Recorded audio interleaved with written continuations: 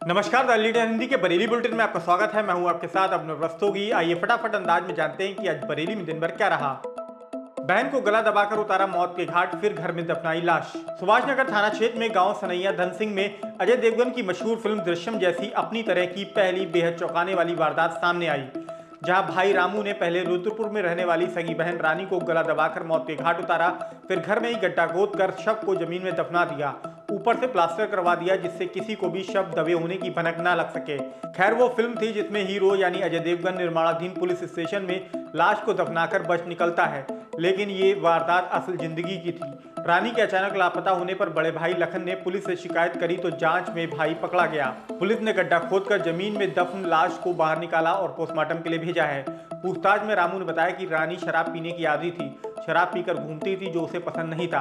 15 मार्च की रात दोनों ने साथ में बैठकर शराब पी। इस दौरान रामू ने उसे समझाया तो दोनों में झगड़ा हो गया और उसने गला दबाकर रानी की हत्या कर दी।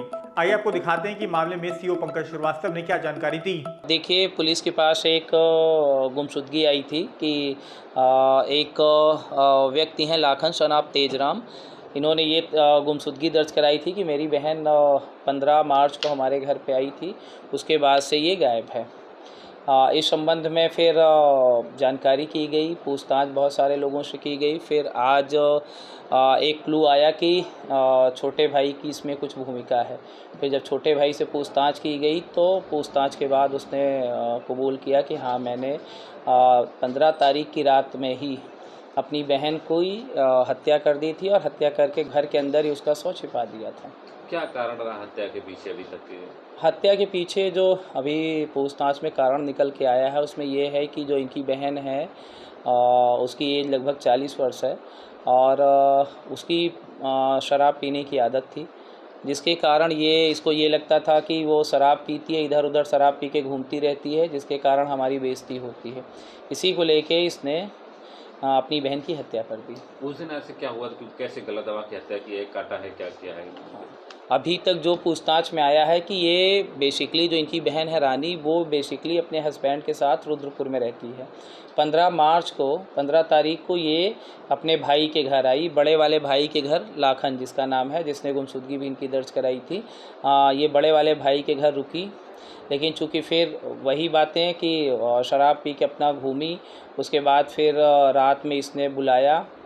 जैसा इसका कहना है कि हमने भी साथ में बैठ के शराब पिया, फिर उसको समझाया, उसके बाद आपस में हम लोगों की कहा-सुनी हुई, जिस पे मैंने गला घोंट के उसकी हत्या कर दी। घर में गड्ढा खोदने ऊपर शायद फर्श डालने का भी गया, छुपाने किस तरह से छुपाई जी गई जी थी जी घर? जी डेड बॉडी जो है घर के अंदर डाली गई, उसके बाद उसके ऊपर इसने फर्श भी डलवा दिया था।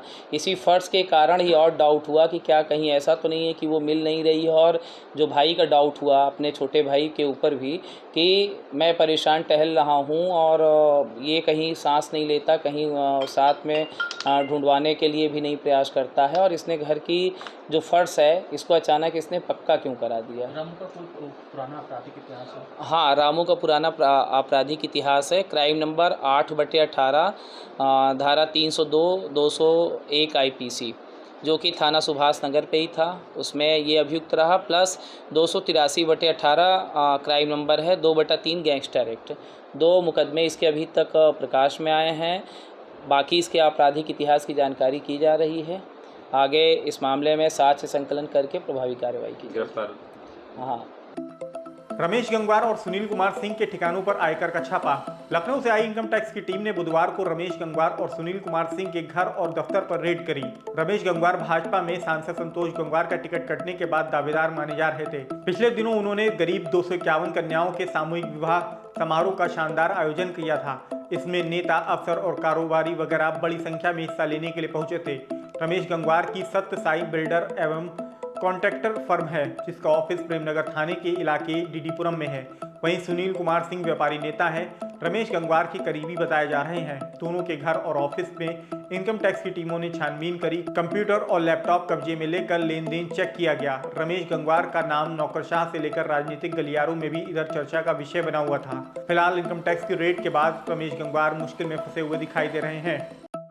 मौलाना ने ली सर्जरी से पहले छुट्टी, बोले भगौड़ा नहीं हूं मैं। आईएमसी अध्यक्ष मौलाना तौकीर रजा खान ने दिल्ली के अस्पताल से खुद को डिस्चार्ज करा लिया है, ये कहते हुए कि भगौड़ा नहीं हूं मैं। डॉक्टरों ने सर्जरी के लिए कहा था, लेकिन मैं कोर्ट में हाजिर होने और गिरफ्तारी के लिए तैयार हूँ। मौलाना का यह और तमाम बातें कहते हुए एक वीडियो सामने आया है जो मौलाना तौकीर रजा ऑफिशियल पर पोस्ट किया गया है। इसमें मौलाना ने गृह मंत्री अमित शाह के उस बयान पर भी नाराजगी जताई है जिसमें आजम खान और नसीमुद्दीन सिद्दीकी के लिए बहुत सी बातें कही हैं। मौलाना फिलहाल दिल्ली में ही हैं। इधर बरेली में जिला जज न्यायालय में सुनवाई के लिए 8 अप्रैल की तारीख लगी है।